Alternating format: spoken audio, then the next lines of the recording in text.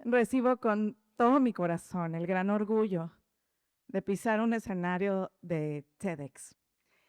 Y en reciprocidad con la vida, les voy a entregar el resultado de las reflexiones de mi historia de vida.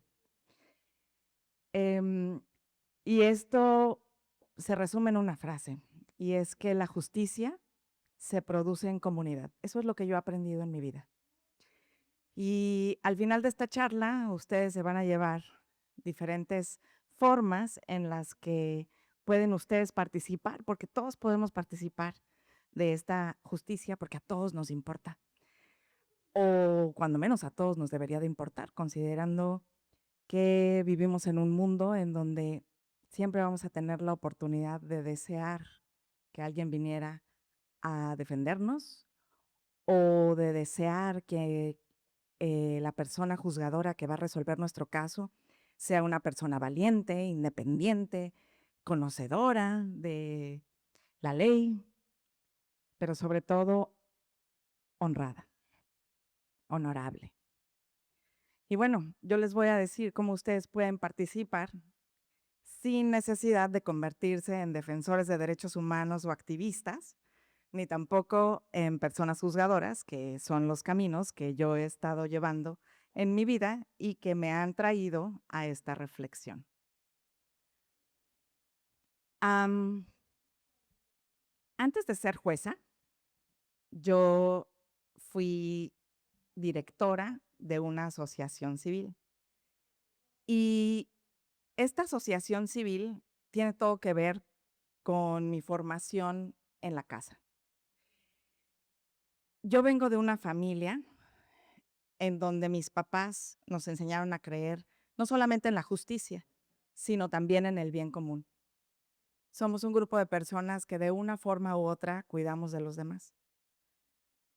Mi mamá y mi hermano de en medio son médicos, mientras que mi hermano menor, mi papá y yo somos abogados. Entonces, pues yo he pasado toda mi vida viendo cómo mejorar el mundo y alrededor de personas que se han dedicado a mejorar el mundo.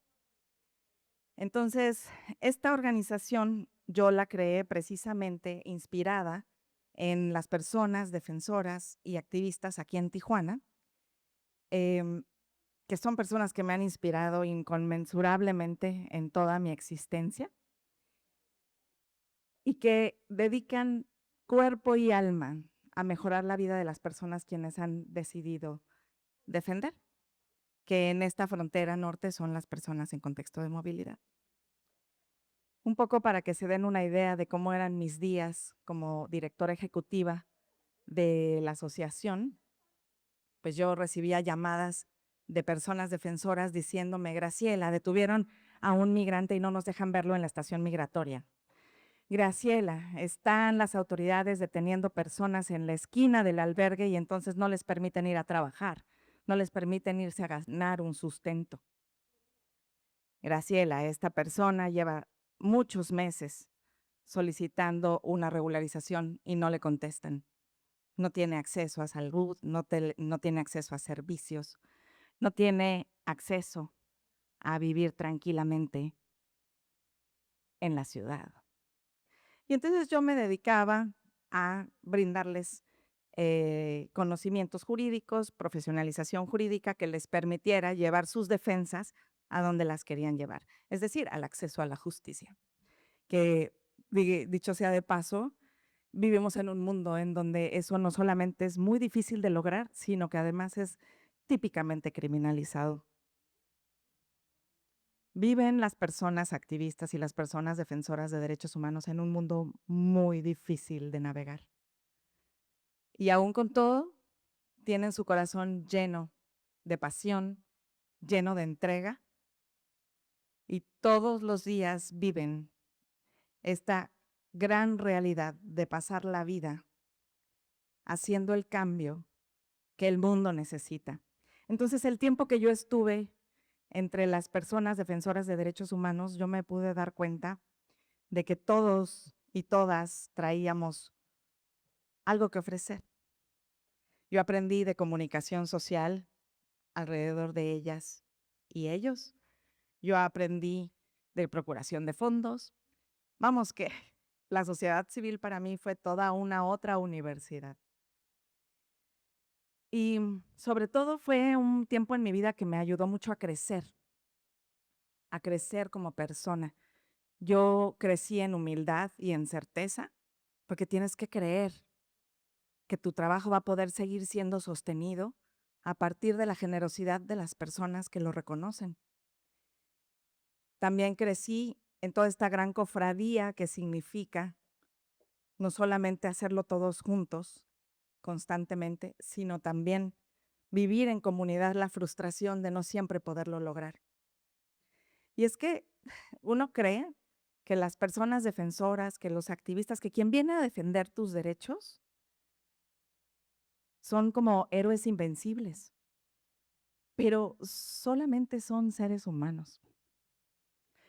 Yo me acuerdo que en 2018, una de las primeras victorias de la organización fue una sentencia que ganamos en contra de las detenciones arbitrarias. Era un muy buen día, habíamos hecho lo correcto. Y sin embargo, la autoridad confundió al público sobre nuestra labor e inmediatamente nuestras redes sociales se llenaron de odio. Incluso recibimos amenazas de muerte en nuestras redes. Decían en sus mensajes las personas que iban a quemar nuestras oficinas con nosotros dentro. Y bueno, pues yo les digo ahorita, nosotros en ese entonces ni siquiera teníamos oficinas, pero sí que teníamos miedo, teníamos un montón de miedo. Y bueno, creo que cuando uno está en el trabajo de defender la justicia, de producirla, ese es un lugar al que uno llega bastante seguido. Y justo cuando a uno le importa tanto la justicia, uno va pasando de miedo en miedo y lo va superando. Y a veces te quedas ahí un buen rato y a veces sigues. Entonces, pienso que el miedo es importante tenerlo en consideración por una cosa fundamental. Todos tenemos derecho a tener miedo. Pero luego vamos a seguir hablando sobre eso. El punto es que hoy es importante para mí porque esa no es la primera vez que yo sentí miedo en relación con la justicia. Y muchas veces me han preguntado cuál es el fondo de toda esta existencia dedicada a la justicia. Y eso tiene que ver con una historia que viví a los 11 años, cuando mi papá era también una persona juzgadora. De hecho, era un juez de distrito, el mismo tipo de juez que soy yo. Y en ese entonces, él fue criminalizado por hacer lo correcto también. Y eso no es más que un México siendo México. Nunca hay nada personal. Y por eso tenemos que tener muy claro, quienes trabajamos para la justicia, que queremos hacerlo porque podemos hacerlo. Yo pasé muchos años de mi vida preguntándome, desde los 11 años de mi vida, cómo llegar a producir la justicia, cómo podía suceder que de repente llegara una persona suficientemente valiente, suficientemente fuerte, que pudiera explicarle a todo el mundo la verdad, que pudiera detener la injusticia. Pasé muchísimas veces, muchas noches, muchos días deseando que las personas que decidieran el caso de mi papá fueran libres, que pudieran tomar una decisión basada en la ley, que pudieran proteger la Constitución para él. Y recuerdo perfectamente el día que esto sucedió, él vino a buscarme y me dijo, voy a ir a aclarar esto porque esto es un error. Y solamente pudo regresar a mi casa 10 años después. Mi papá pasó en prisión 10 años por haber hecho lo correcto. Y esto es algo que no sucede solo de vez en cuando, en el mundo entero. Justo cifras recientes del año pasado hablan de los grandes ataques que existen en el mundo a la independencia judicial. Y esa es una realidad. Desde entonces estuve pensando, como les decía, en cómo producir la justicia. Y así fue como empecé una búsqueda enorme, empezando por convertirme en abogada, por supuesto, eh, trabajando en cortes internacionales, en Costa Rica, en am, La Haya.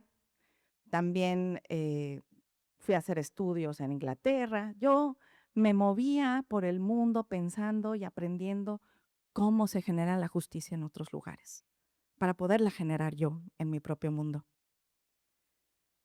Y creo que todo este camino, incluyendo la generación de esta organización, que es de las cosas más bonitas que he creado en mi vida, todo esto me llevó a poderme preparar para lo que yo soy hoy, que es una persona juzgadora.